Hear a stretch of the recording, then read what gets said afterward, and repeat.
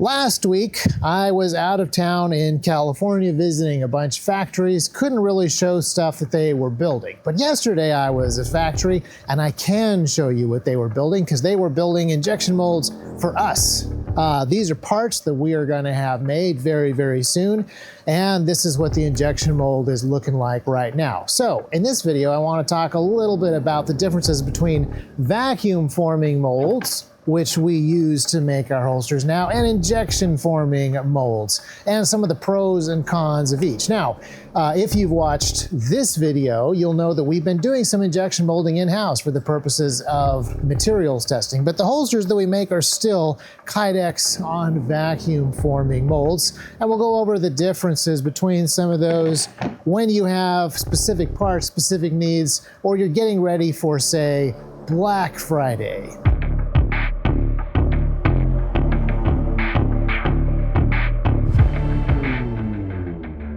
So injection molding is one of the greatest ways to manufacture large quantities of plastic parts. They can get very, very cheap once the mold is made.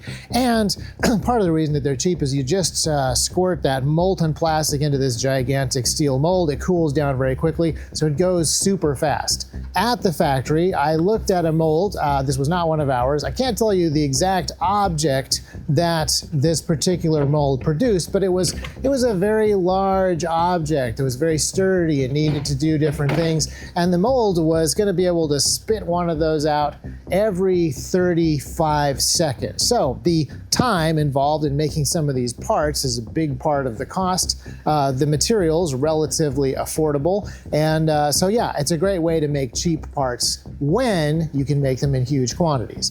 Now here at T.REX Arms, we have a lot of molds for holsters. We are approaching 1,000 of these holster molds. And when you have a mold like this thing is set up to make a SIG P229 X300 right-handed Ragnarok. And then this mold can also make several different lengths of that Ragnarok potentially. It's available in one length, but the sidecars, the Ironsides, and the Raptors all have different lengths for, say, a Glock 26, a Glock 19, a Glock 17, a Glock 34, and then the threaded barrel versions of those. So every mold that we have here is making 5 to 10 different shapes, which means that out of the 1,000 molds that we currently have operational, I'm not counting the prototype ones in the back, we'll get to those later, out of those 1,000 molds, we're able to cut 5 or 10,000 different holster shapes. In order to have that kind of variety, we would need 5 or 10,000 injection molds. And if you look back at that production mold, it's going to make two very small plastic parts. Can you imagine us having 5 or 10,000 of those? First of all, they would not fit inside of this building, let alone be very accessible. That mold weighs about 500 or 600 pounds once you get all of the pieces together, and rigging it up inside the injection molding machine is kind of difficult compared to just grabbing this aluminum and plastic mold with one hand and carrying it over here where you just slot it in place. Here's the vacuum gasket, there's the vacuum plenum, and now it's in place. In order for the vacuum mold to be held in place, gravity almost does it, and this helps. In order for the injection molding mold to operate, it's gonna need 160 tons of force holding it together. So getting the part made, getting the part set up is a massive, massive expense, both in time and in money and in materials compared to the vacuum forming. But what you get out of it, it's not just speed and cost on mass-produced parts. You can do things with the geometry of an injection molded part that you can't do with vacuum forming. With vacuum forming, you're going to be limited to sheet materials like this Kydex. The resulting Kydex shape that is going to come off of this mold is always going to be based on this sheet. But the shape that you can get out of injection molded parts can be almost anything.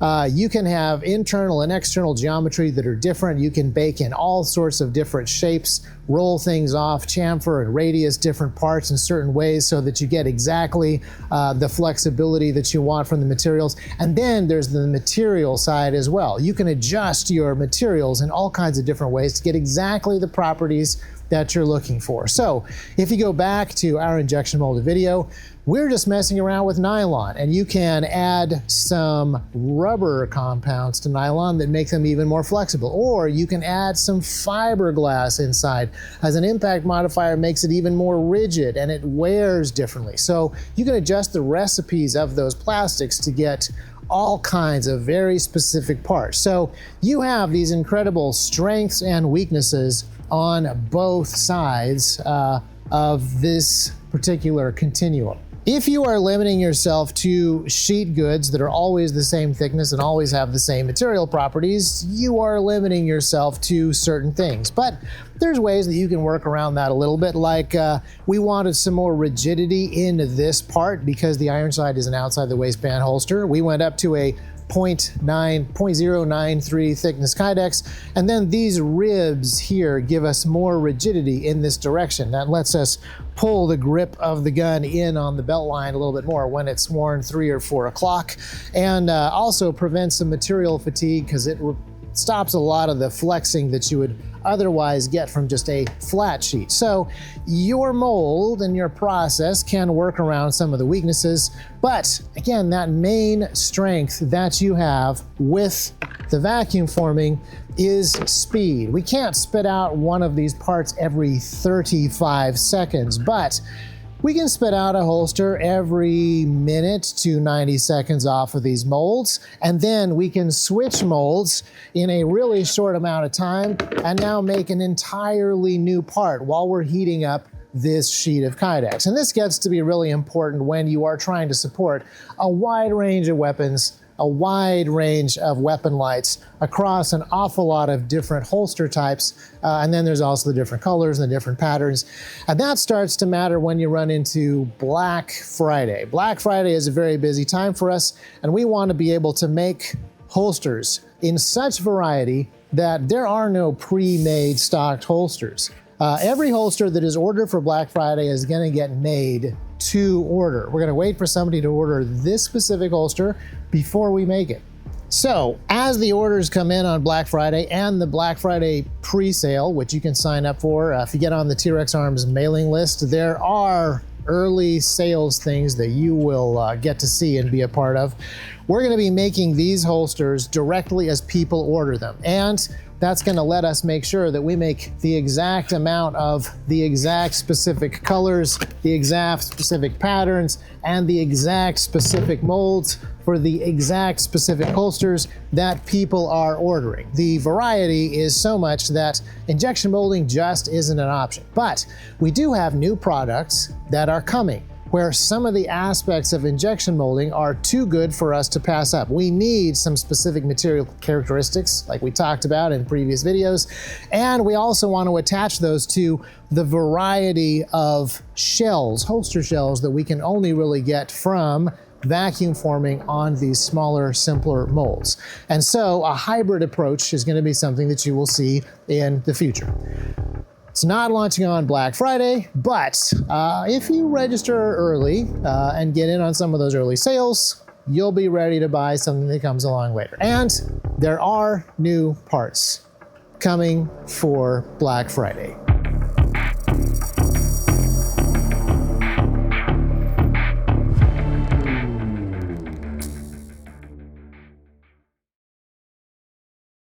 Now, I mentioned that in addition to the 1,000 molds over there, we have somewhere between 5,000 and 10,000 different cut paths. These are slightly different holster shapes that have to get cut for every single order because different holsters get different hole patterns for mounting, different things for attachments, and then of course different lengths for different sized guns. And then mag carriers are smaller and they get their own shape. So all of these different shapes are very carefully organized, human-readable names, but you can't go searching through 5,000 or 10,000 files. And as good as the Haas control system is with its ABC keyboard and hand jog system. We needed something a little bit more efficient so that we could make holsters much faster. Everything is run off of barcodes. So when people scan that exact order that comes in and they have the exact shell that the person has ordered, this machine will cut the exact shape that goes with the weapon that that person owns. So all of our work optimizing this system really gets tested during Black Friday week and the week or two that it will take to catch up on all of those orders. I'm really eager to see what our maximum speed is because we've made some tweaks over the year in preparation for catching up after Black Friday. We're going to make somewhere between 1,000 holsters a day and 2,000 holsters a day. The question is just where exactly we fall. Very excited to see what we can do.